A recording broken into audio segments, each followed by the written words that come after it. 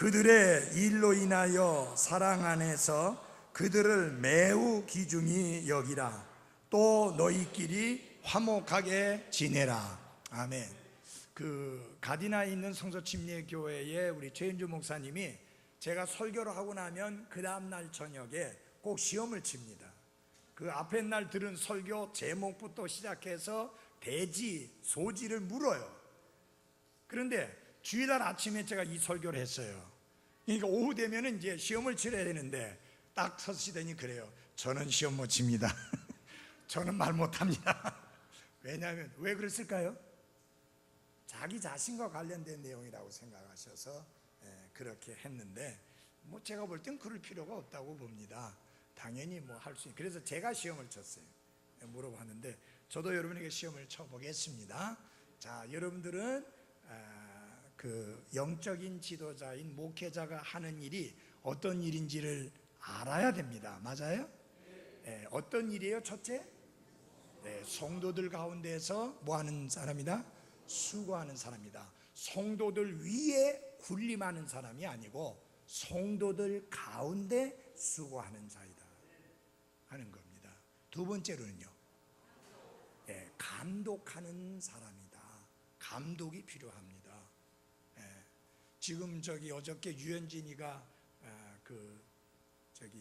공을 던졌잖아요. 시합에서 아쉽게 1대1에서 내려오는 바람에 그 감독이 어찌든지 승리 투수를 만들어 놓고 내려오게 하려고 애를 썼는데 아쉽게 그렇게 끝났습니다. 근데 이 미국 사람들은요 냉정해요. 전에 박찬호나 다른 선수들은 아플 때 아픈 것을 참고 던졌어요. 그러니까 몸이 망가져 버린 거예요. 몸이 망가져니까 인정사정 없이 내쳐버리는 거예요. 이제 이걸 다 선배들을 통해서 배웠잖아요. 그래서 유현진은 아프니까 아프다고 말해갖고 지난번에 잠깐 쉬었다가 이번에 나왔더니 굉장한 괴력을 발휘했잖아요. 여러분 난립디다. 미국에서도 유현진에 대해서. 근데 그 유현진이 살아남고 성공하고 그렇지 못하는 건 누구에게 달렸느냐? 감독에게 달려있는 거예요. 감독이 내치면 끝이에요. 야구선수의 생명이 감독에게 달려있는 거예요. 그렇다고 여러분들의 생명이 목사에게 달려있다는 말이 아니라 야구에게 있어서 하나의 팀으로서 감독이 굉장히 중요한 겁니다. 감독이 승리와 패배를 좌우하는 거예요. 마찬가지로 한 교회의 영적 지도자는 그 교회가 건강하고 하나님 보시기에 아름다운 교회로 세워가느냐, 그렇지 못하고 세속적이고 아주 그 하나님 기뻐 받을 수 없는 모습으로 가느냐, 그것을 결정하는 결정적인 역할을 하는 것이 영적인 지도자요 감독인 목사의 역할에 달려있다 하는 겁니다. 그래서 목사는 교회를 잘 감독해야 합니다. 내가 감독이 되고 싶어서 된 게 아니라 성령님께서 교회의 감독으로 세우셨기 때문입니다. 세 번째는 뭐라고 그랬어요? 훈계하는 자이다. 훈계 속에는 권고가 있습니다. 이 권고를 받아들이지 않을 때 목사는 과감하게 책망을 해야 합니다. 그냥 내버려 놔두면 안 됩니다. 제가 볼 때 미국 교회 목사님들, 미국의 이민 교회의 목사님들 제일 안타까운 게, 제가 볼 때 안타까운 게 뭐냐면, 제가 보면 벌써 책망을 했었어야 되는데 책망을 못하는 거예요. 행여 마음 상해서 떠날까 봐 책망 안 해도 떠나는 판에 책망까지 하면 더 떠나겠죠. 여러분 어느 정도로 심한지 압니까? 처음에 이민 오면 아무것도 모르잖아요. 그래서 영어를 잘할 수 있는 목사님은 데리고 다니면서 학교 입학도 시켜주고, 그 다음에 집을 산다든지 하면 사는 일에 도와주고, 아니면 빌리면은 빌리는 일을 도와주고, 또 직장을 얻으려고 하면 그것까지 도와주고, 왜냐하면 영어를 못하니까 쫙 도와줍니다. 몇 달 동안 열심히 잘 나옵니다. 근데 가만히 나오다 보니까 이 교회보다는 저 건너편에 저 교회가 자기가 소위 말하면은 장차 날개를 펴나가는데 저쪽 저 건너편의 교회가 더 유리하다 싶으면 완전히 미련 없이 얼굴 싹 바꾸고 그동안 받았던 사랑과 돌봄과 그 모든 거 싹 버리고 싹 떠나버려요.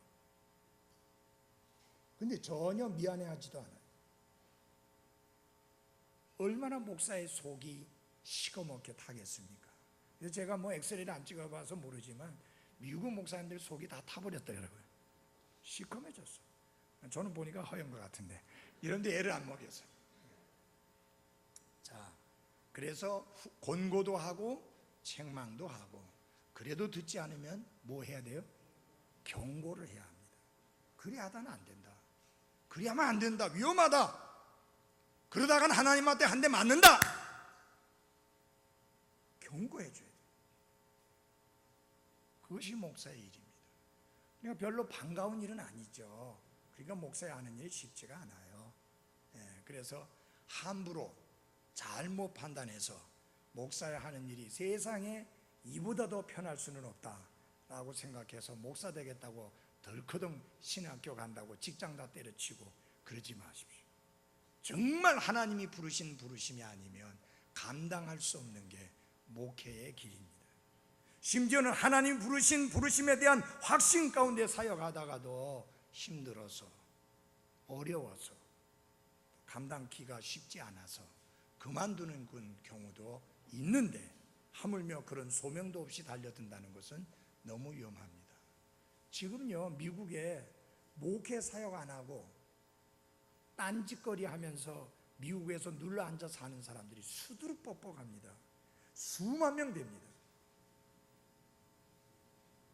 처음에 그들은 제대로 목회해보겠다고 갔지만 여러 차례 상처를 당하면서 다 그만두고 포기한 거예요. 목회의 길은 쉬운 길이 아닙니다.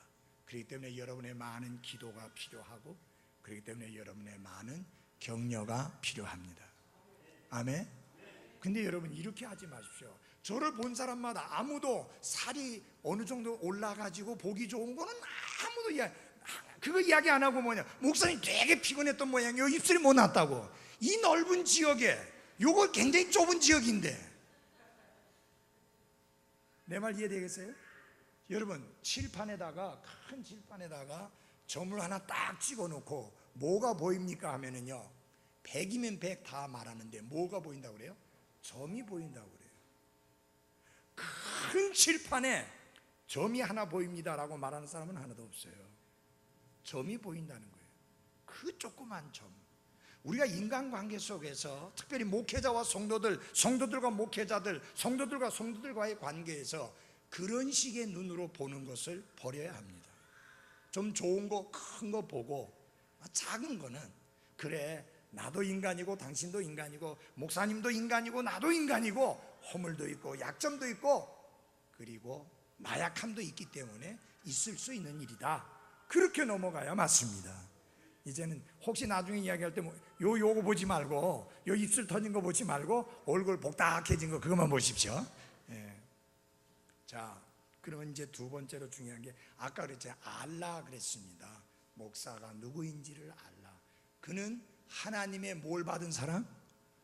부르심을 받은 사람이다. 소명을 받은 사람이다. 그 다음에 부르심을 받았대. 사람이다.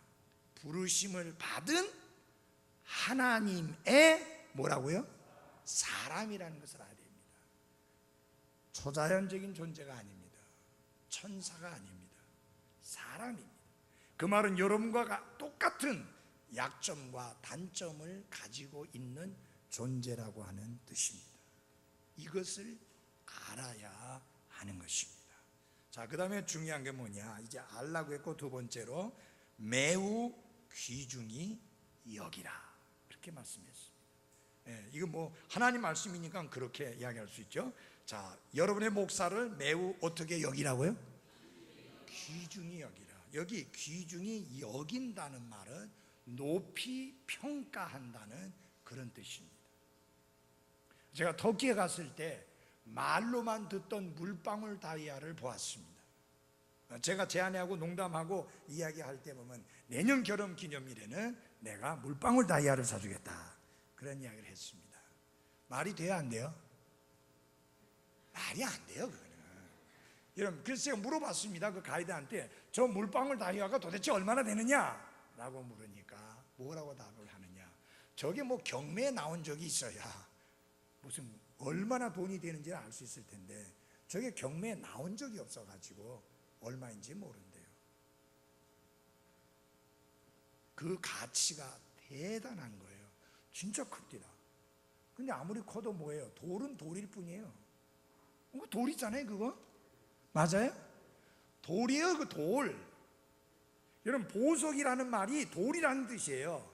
돌은 돌인데 무슨 돌이냐? 아주 귀한 돌이다. Precious stone. 귀한 돌이다. 그래도 아무리 귀해도 돌이라는 이야기입니다. 돌에다가 목숨 걸고 사는 사람들 얼마나 많습니까? 예. 그래서 제가 이번에 이제 결혼 23주년이 미국에 있을 때 있었어요. 그날이었는데 43주년이. 아니 그런데 여러분 그 중요한 날에 제 아내는 모텔에 있는 그 와플하고 커피하고 먹고, 나는 또 남자들 맨스 브레이퍼스트 미팅이라고 그래서 남자들 조찬 기도 모임에 가가지고 거기에 참석을 하고, 이 뭐하는 짓입니까? 예? 그래서 제 아내를 달랜다고 돌을 사줬습니다. 돌로 된 반지, 그것도 50%를 세일하길래, 예, 그래서 몇만 원 주고 사주면서 이거 결혼기념 축하하는 거다 했더니 얼마나 그것 때문에 된통 당했는지. 아니 그걸 사주면서 그냥 사줬으면 고맙다고 할 텐데 왜 거기다가 그 거창한 결혼 43주년을 붙였느냐고 해갖고 이제 당했는데, 그렇습니다. 돌은 돌일 뿐입니다. 단지 희귀해서 그것이 가치 있는 것으로 여겨질 뿐이지 돌은 돌이에요. 그런데 제가 여러분들에게 이런 말씀을 드리는 이유가 있습니다. 목사를 귀하게 평가하라. 성도들은 목회자를 매우 귀하게 생각해야 합니다. 그들의 수고에 대하여 존경하고 높이 평가해야 합니다. 여기 매우 귀중히 여기라는 표현은 매우 강도가 높은 그런 말씀입니다. 이것은 잠시 귀하게 귀중히 여기는 것이 아니라 계속해서 어떤 경우에도 계속해서 유지되어야 하는 그런 태도를 말합니다. 예를 들어서 정말 귀하게 여기서 우리 목사님 같은 분 없다고 하다가 한마디 책망 들었다고 그냥 팍 삐껴가지고 그 다음부터는 다시는 막 그냥 별 볼 일 없는 사람으로 여기고, 그렇게 하지 말라는 이야기예요. 지속해서 계속 귀중히 여겨라, 그런 뜻의 말씀입니다. 그래서 이것은 잠시가 아닌 계속해서 유지되어야 하는 태도를 의미합니다. 왜 그러냐? 그 이유는 그들이 하나님 앞에서 가진 책임 때문에 그렇습니다. 여기 뭐라고 말씀했어요? 그들의 일로 인하여 사랑 안에서 그들을 매우 귀중히 여기라.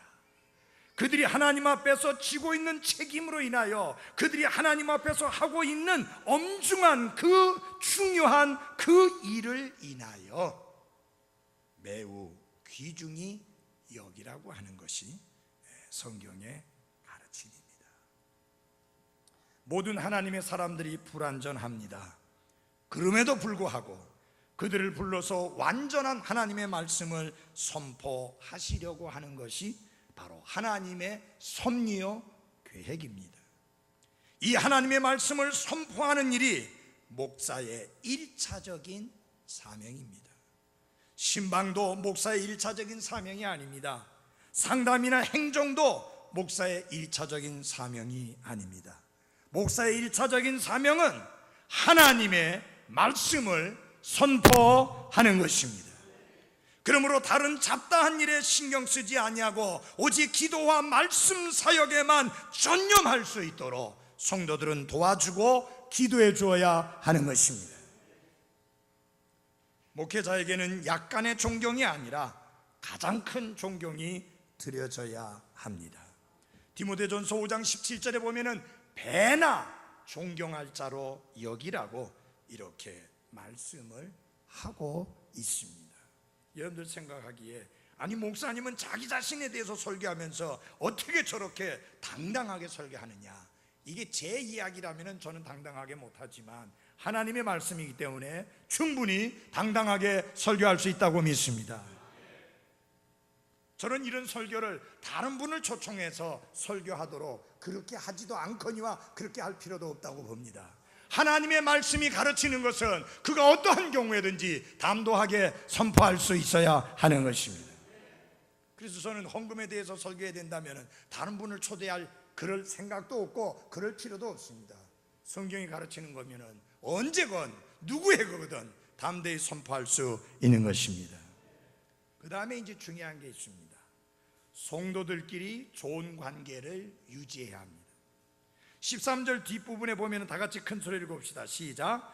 또 너희끼리 화목하게 지내라.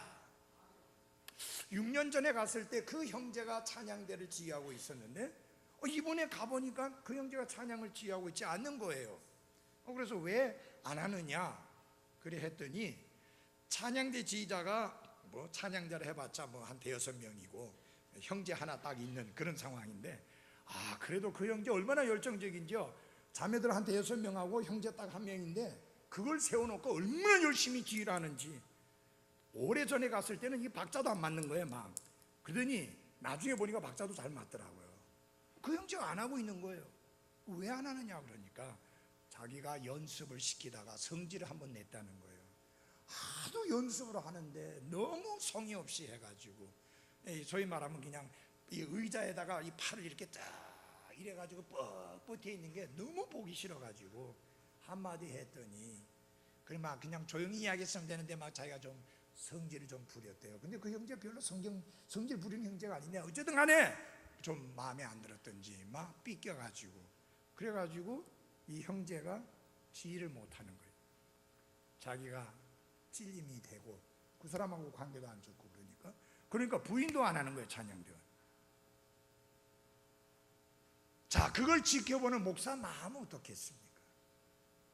편해요 안 편해요? 이야기해 보세요. 편할까요 안 편할까요?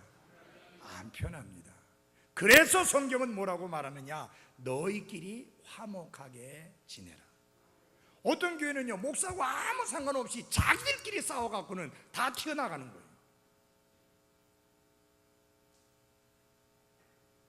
그러면 안 되잖아요.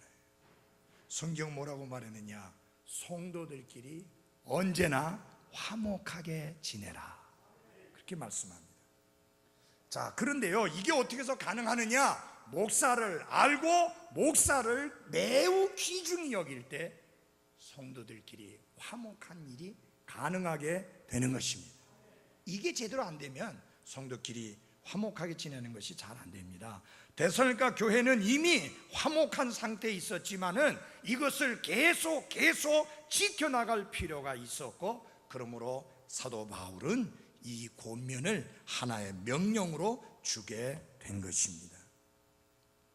현대 교회의 심한 분열은 성도들이 이와 같은 하나님의 말씀에 순종하지 않기 때문에 일어나고 있습니다. 여러분의 책임을 신실하게 감당하시기를 바랍니다. 그리고 성도들 간에 결코 불편한 관계를 갖지 마시기 바랍니다. 또 중요한 것은 뭐냐면은 이제 여러분들이 성도들 간에 불편한 관계를 가지면 이것이 목사에게 엄청난 부담을 준다는 사실을 꼭 잊지 말아야 합니다. 왜냐하면은 성도들 사이에 불편한 인간관계는 목사를 불편하게 만듭니다. 잘 보십시오. 어느 편을 들어야 되는 거예요? 누구 편을 들어야 돼요? 이쪽 편 들으면 이쪽이 상하고 이쪽 편 들으면 이쪽이 상하니까 엄청나게 목사를 불편하게 만드는 거예요. 그래서 안 된다는 거죠. 그리고 성도들 사이에 불편한 인간관계를 절대로 목사에게 들고 오면 안 됩니다. 입장이 난처한 목사는 자연히 침묵을 지킬 수밖에 없습니다. 그러면 그 침묵이 안타깝고 재미가 없어서 목사가 자기 편을 들지 않고 다른 사람 편을 든다고 오해를 하게 됩니다.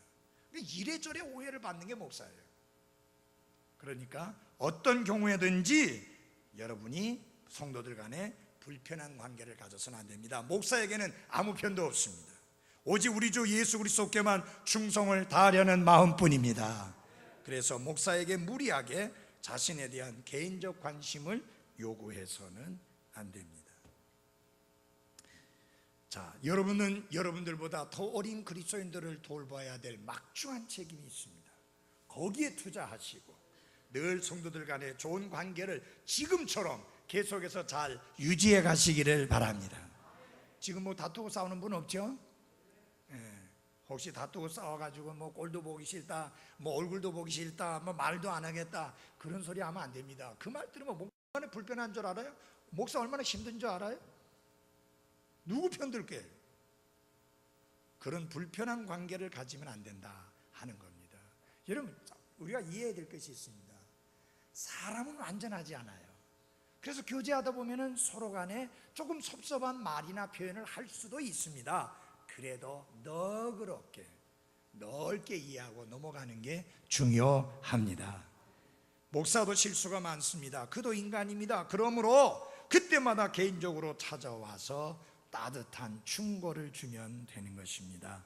그리고 다른 모든 일에 신경 쓰지 아니하고 말씀과 기도에만 전념할 수 있도록 도와주어야 하는 것입니다. 미국의 미시간주에 리차드 디안이라는 유명한 방송 설교자가 있습니다. 이분은 M.R. 디안의 아들이신데요, 같은 시에 어떤 문제가 있는 교회 성도들이 이 목사님을 찾아와서 이렇게 물었습니다. 목사님, 어떻게 우리 교회가 시험을 받지 아니하고 우리 목사님을 좀 다른 교회로 옮기게 할 수 있겠습니까? 그리고 어떻게 하면 우리 교회에 부흥을 가져올 수 있습니까? 하고 물었습니다. 이거 말이 되는 질문이에요? 말이 안 되는 질문인데 황당한 질문을 받은 이 리차드 디안 목사님이 아주 지혜롭게 제시했습니다. 제가 몇 가지 충고를 드리겠습니다. 그대로 하시면 하나님이 틀림없이 그 목사님을 다른 교회로 옮겨주시거나 아니면 그 교회에 큰 부흥을 주실 겁니다. 귀가 쫑긋했습니다.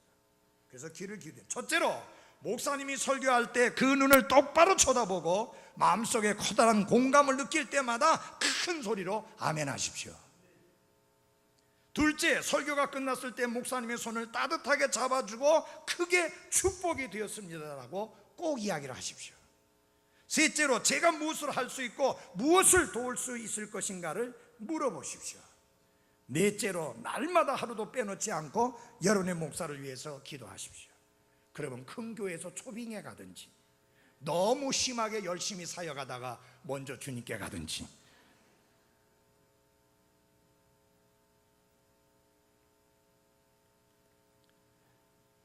여러분이 목회자를 위해서 기도하는 방법이 있습니다. 주일날은 목사님에게 성령님의 권능이 함께 하기를 기도하십시오. 힘있게 지도력을 발휘하도록, 열정적으로 설교하도록, 사역에 많은 결심과 기쁨이 있도록 기도하십시오. 월요일 날은 목사님의 가정을 위해서 기도하십시오. 하나님의 평강과 보호하심이 임하기를, 사모님과 사랑의 관계가 날로 성장하기를, 가족들과 함께하는 시간에 목사님이 영적으로나 그리고 질적으로 성실히 임할 수 있도록, 화요일 날은 목사님에게 지혜가 충만해지기를 기도하십시오. 그리스도의 마음을 가질 수 있도록, 경건한 의사결정을 할 수 있도록, 성경의 진리를 깨달을 수 있도록, 수요일 날은 목사님의 중심 사역을 위해서 기도하십시오. 명쾌한 비전을 가질 수 있도록, 성경적 우선순위에 성실할 수 있도록 하나님께서 주신 은사와 능력에 언제나 충실할 수 있도록, 목요일 날은 목사님의 건강을 위해서 기도하십시오. 목사님의 몸과 마음을 하나님께서 보호하여 주시기를, 활력과 능력이 차고 넘치기를, 스트레스를 해소하는 활동을 열심히 할 수 있기를, 금요일 날은 목사님의 영적 성장을 위해서 기도하십시오. 하나님과 믿지 않는 자들을 향한 마음을 가지기를, 성경에 대한 신선한 통찰력을 가질 수 있도록, 그리고 설교 준비와 관계없이 따로 개인적인 경건의 시간을 충실히 가질 수 있도록, 마지막으로 토요일 목사님의 선교를 위해서 기도하십시오.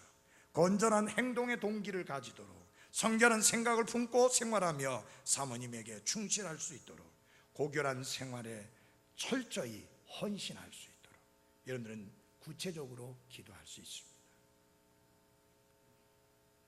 사랑하는 그리스도인 여러분, 이것은 성도들이 목사에게 줄 수 있는 최고의 선물 중 하나입니다. 이는 목사님을 믿을 수 없을 만큼 든든히 후원하고 격려해 주는 일일 뿐만 아니라 극적인 결과를 내는 일이기도 합니다. 여러분이 목사를 위해서 기도하고 있다는 것을 목사에게 알려주십시오. 성도들이 자신을 위해서 기도하고 있다는 것을 알면 목사의 사기가 높아질 뿐만 아니라 그의 사역에 힘이 실리게 되는 것입니다. 기도할 때는 은밀히 해도 좋습니다.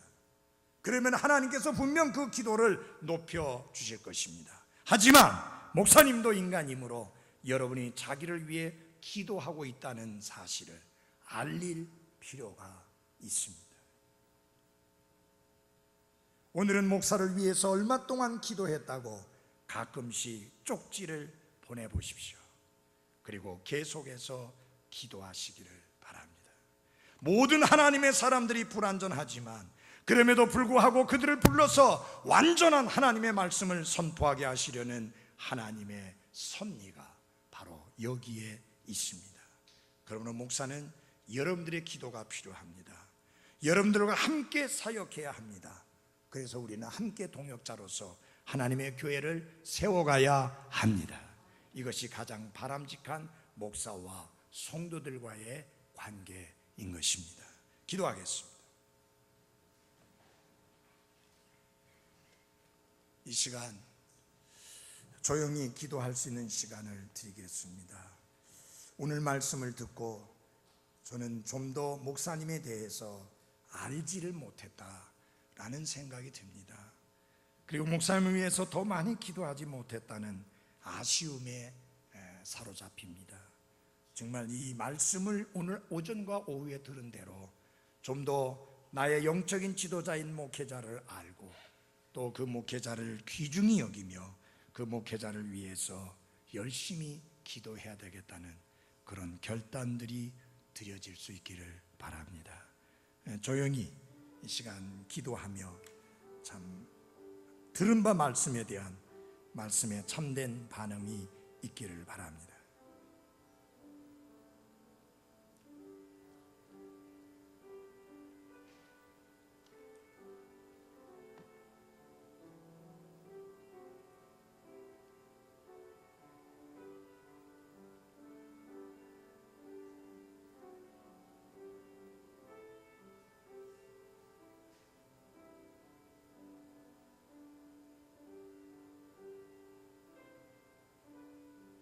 우리는 함께 동역해야 합니다. 여러분의 기도가 필요합니다. 함께하며 기쁨을 맛보아야 하고 또 함께하며 주의 사역을 이루어가야 합니다. 저는 완전한 사람이 아닙니다. 초인간적인 존재도 아닙니다. 천사는 더구나 아닙니다. 그러므로 여러분의 기도와 격려와 함께함과 도움이 필요합니다.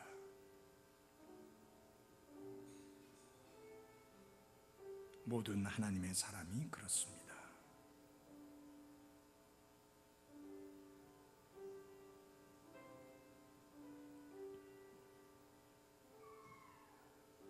하나님 아버지, 기도합니다. 오늘 들은 말씀 때문에 사랑하는 성도들과 제가 함께 주님의 교회를 세우는 일에 보다도 아름다운 동역자들이 되게 해 주옵소서. 그래서 주님의 교회를 세움에 있어 우리 모두가 귀하게 주님 앞에 쓰임받는 그런 일꾼들, 사역자들이 되게 해 주옵소서. 사랑하는 성도들의 기도와 격려와 도움이 그 어느 때보다도 절실히 필요합니다. 우리 사랑하는 성도들 모두가 그런 분들이 될 수 있도록 그 마음을 주장하시고 인도해 주옵소서.